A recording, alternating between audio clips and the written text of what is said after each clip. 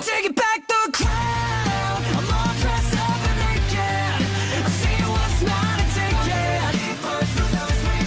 Oh yeah, the crown. So close I can taste it. I see what's mine and take it. Oh yeah. Yo, what's going on, guys? It's me, the Ninja Reviewer here. It's time once again for another exciting review of Dragon Ball Super. Superman that hoe. You.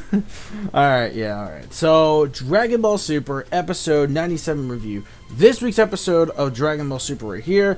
So, it's official.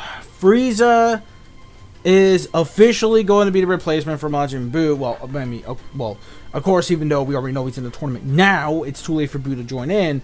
But I was like, maybe there's some kind of way Frieza could get disqualified, and maybe Buu, like, nope, because the opening now finally confirmed that Frieza is just officially there, done, no more Majin Buu. Even at the very, even in the eye catcher between the commercial breaks, they have Frieza replaced Majin Buu in the corner. So yeah, You shitting me? but whatever though. I mean, I'm still a little bit salty, but it is what it is at the end of the day. Again, I'm just gonna say now, fuck Buu. Fuck Buu. I mean, that's all I gotta say now. Because literally, what is the whole point of redeeming Buu if this is gonna be the case? Fuck Buu now. Like, literally. So, yay! Frieza's replay. He's in the opening. Yay! Alright, so that's pretty cool. So we got that all set. But it's weird, though, because in the opening, it looks like Frieza's, like, looking down a bit. And he's just like, oh shit, there's a Dragon Ball floating. It's like, he's fascinated. Like, what the fuck, guys? What the hell are you guys on? And then, of course, we see him walking with the gang. And then also, finally, we saw him there, too, at the very end of the episode with them with the halo on. Also, oh yeah, there was a new ending that came out too, but I'll get to that, like, probably last. But anyways, we are finally here.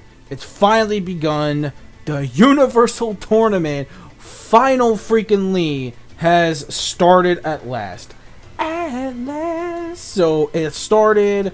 We're here. The tournament, a power of universal survival. It's finally here. So, what do I think of this tournament so far? Now, what I love about this tournament compared to other tournaments we had in Dragon Ball or Dragon Ball Z, well, both in general, or just in Dragon Ball as a whole, that it's not your typical one-on-one fights, which, again, this is a brand new thing, which I am so relieved that we're trying a new style of a tournament, which is fine, which I don't mind this at all, because if you have like one-on-one consistent battle after battle after battle, guess what? It will be dragged onto all fucking hell and we'll never finish it. So it's a good thing they decided to put all these 10 warriors from each universes going against each other at the same time. I mean, yeah, people will complain I'll speed up the tournament a bit much, but it's interesting because we get to see some new results that happen. Like, people thought like, oh, well, if they fall out of the arena, they will die automatically.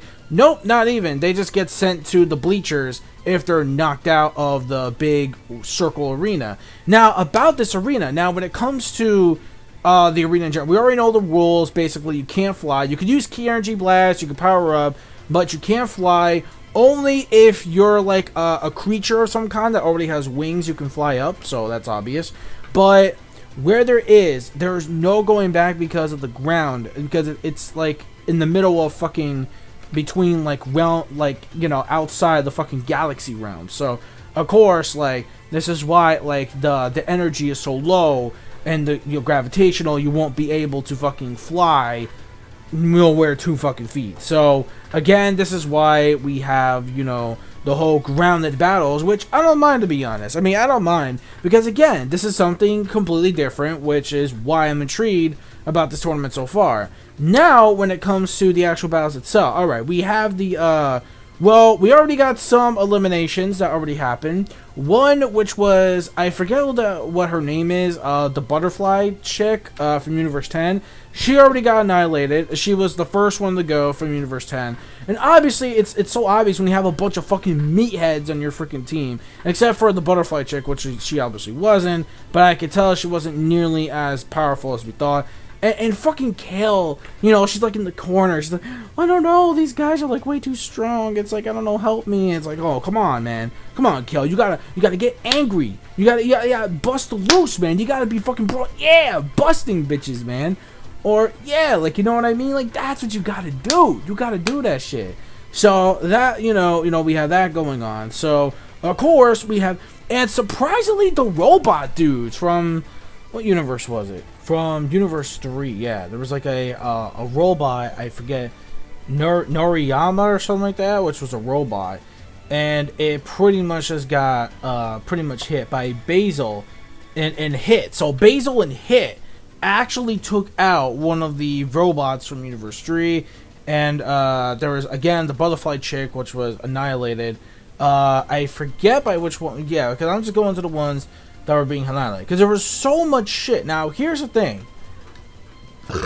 There's so much to take in. Because there's a lot of things happening at once. Because, like, it's a huge, huge battle royale. So, when it comes to that, there's just a lot of shit to take in. But Goku already about to set his eyes on Jiren. But until we have this motherfucker, which I think was from, I think the same universe, right? Like, I think, wait, or hold on. Yeah, it was Basil that took out Basil. Basil making all kinds of gains. I fucking love Basil now. Basil is definitely Sanji-kun. He's Sanji. He is Sanji with the fucking fire legs and bruh, I fucking love Basil. Basil twice took out people. He took out Lily Buell. I have the name Lily Buell, which is the, I can't fucking pronounce it for like butterfly chick. Alright, so she was knocked out by Basil. Then the robot. And then the fucking robot. Him and fucking Hit. Bro, Hit and Frost were going ham in this son of a bitch. Like, and it's fucking crazy. And then, of course, we have someone that grabbed Goku from behind. No fucking homo there. I'm just saying. And then we have, like, Vegeta. And then we have Android 18 fighting some other chick. We have just Roshi just doing his thing against other enemies, using his Kamehameha. You know, you got fucking 17 just doing his force field. Frieza just not giving a fuck. Just like, from behind. It's like, yo! Frieza! Bam! Like, all the way from behind. It's like, bitch, I don't give a fuck on Frieza. Like, I really don't care. It's like, bitch, I play dirty. Don't even matter. Like, excuse me. Like Frieza. Like, Frieza, man. You can even tell even the opening is just like, why am I even here again? Like, seriously. But, yeah, so we have, you know, those fights. But the pig dude. The E Honda pig motherfucker.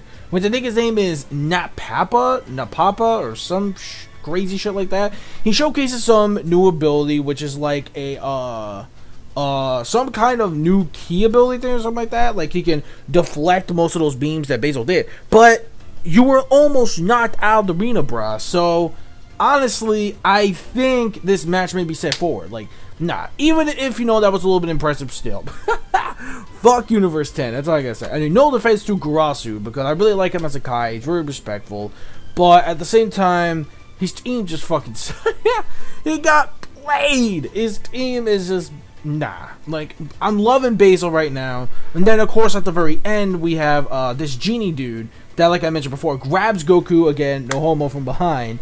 And just basically, he takes him there just to actually throw him off the arena with a string. And then Goku's like, shit, I can't even fly. So it's like, here, just fucking go Super Saiyan Blue. Just knock him out. But he almost fell out too. And Burst is like, what the fuck? You could have just done that from the beginning, save you some time. But it's like, well, I let my guard down. Even Master Roshi's like, come on, son. After all I taught you, you're still gonna let your guard down? Ah, my poor pupil. It's like, what the hell? So, we had that going on. So, there was just a lot of... You know what this reminds me of?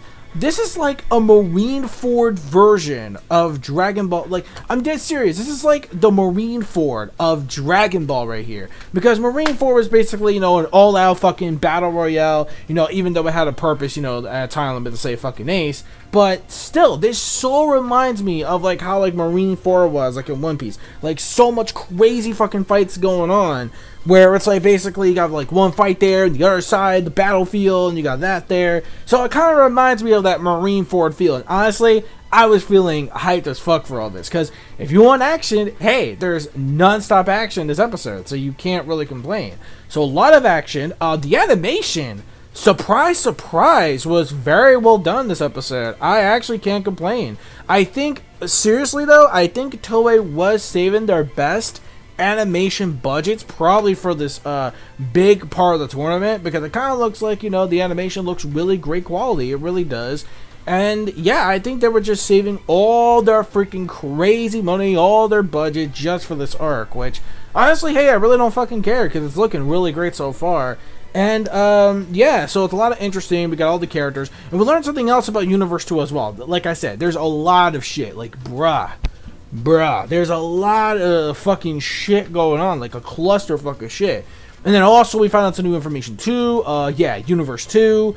We found out that Deanna or whatever, she's not the only one that can transform. The other chick. So the other two chicks. Holy Jesus. I could imagine what the fuck. Oh no! I could imagine what the hell they're gonna transform into. But from what I heard though, Universe 2 could be another top tier strongest characters, from what I've been hearing too. So if that's the case, I wouldn't be surprised. And finally, we also learned, well, a couple more things. One, also, we found out that there's a time limit as well. We already knew about the time limit, but what it does is that the arena is going to keep going down further and further, spinning down. And the time limit is about like 40 something minutes or close to an hour, something like that. I think right now it's like 45 minutes left or something like that. So the arena is going to keep going down and down and down. And the closer it gets, that's when the time limit ends for the tournament to finally come to its close. So that's the thing. And also what I really like too, which was cool, is that there's a God Pad. So not only we have GodTube, we have a God Pad. So Omni King could just be chilling watching some fucking Let's Plays of like YouTube and shit, and just be fucking, just yeah, going on his like fucking God Pad. Like, yo, straight up. Does the God Pad have like like non-dying batteries? Because that will be like unlimited batteries. That would be pretty fucking sweet. If you ask me, that would be like the best iPad of all time right there. So that's basically it. I think I'm done. Oh yeah, the new ending, I forgot.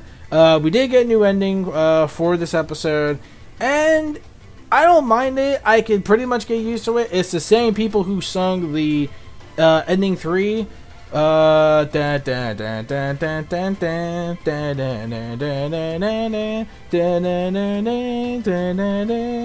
you know, the one where Goku has all the Sakura petals. Yeah, that one. So it's the same people who sung ending 3 are now doing ending number 9. This is the, I know, the 9th ending already, which is pretty crazy. So yeah, so that's the 9th ending we have. Overall, the music is pretty nice. It's not upbeat, you know, pop kind of like music that you can actually get along and jam to, which is catchy. This one is kind of more like mellow, kind of chill, but it also has like a little bit of rock into it as well, which is kind of cool. And but it also it's like it's a very deep ending though. If I had to say one thing about this ending, it's really freaking deep. It's a very deep ending, and also very foreshadowing too. Like, I have a feeling that most of the people from Universe 7 are going to be out, with only Goku and Gohan the only ones left in this tournament, is what I'm probably guessing here. So they might be the only two last ones that we have. So that's just what I'm guessing here. But other than that, it's a really huge foreshadowing. Like, I thought this could be like some kind of sad ending, like, you know, like Dragon Ball Super was finally going to end or something like that. But, you know, I don't know really. I really don't know. Only time will tell. So that's my thoughts. Give me your thoughts in the comment section below of this week's episode of Dragon Ball Super. I know it's a little bit longer of a review, but there's just so much shit that went down this episode. It's not even funny. So I don't want to cover too long because it'll be way too long of a video. But you pretty much get the gist of it. Overall, though, that's pretty much it. Oh yeah, the score. I had no problems with the episode whatsoever. I thought, you know, hey, the tournament's finally here. It's worth the wait. I had no complaints. We had the action. Not really much of stalling. Maybe like here and there, but not really too much going on. But, well, okay, the beginning part, you know, I will admit was slow, but that's actually pretty much a good thing because we actually get to know more information on what was going on with the rest of the rule. Well, the rules we already know, but just to give an example of like other stuff we didn't know, including, you know, the whole arena thing going down all the way back to the solid bottom ground. That's when the time limit for the tournament's up. So that was actually a pretty good explanation that we got. But other than that, though, screw it. I'm going to give this episode a solid, clean 5 out of 5. I found nothing wrong with it. The action was there. The animation was there. What else do I need to say? It's just non-stop, crazy Battle Royale action. And this is exactly what we wanted. So I'm going to give this one a 5 out of 5. Let me know your thoughts in the comment section below of this week's episode of Dragon Ball Super, episode 97. And also, what'd you guys think of Frieza now officially being in the opening? What do you think of the new ending that we got? Do you love it? For me, I am going to miss Boogie Back, which I think Boogie Back to me, regardless the Photoshop Frieza shit at the end, just saying. Besides that, though, I am going to miss Boogie Back, but I guess I'll have to get used to this new ending regardless. I can't really find too much good audio because of, like, copyright issues, so it's very hard because that's the thing with Dragon Ball Super is copyright. Maybe that's why, you know, Funimation did take a long ass while to get the licensing to Super, which kind of makes sense. But yeah, overall, that's pretty much it. Thank you so much. Don't forget to rate, comment, subscribe once again. Don't forget to follow my online plugins and my gamer tags as well. You already know the drill. Peace, soul, love, chicken grease, and the sky is the limit. And manga fans, keep supporting what you read and what you watch. See you guys next week for episode 98. Can't fucking wait. Bye bye.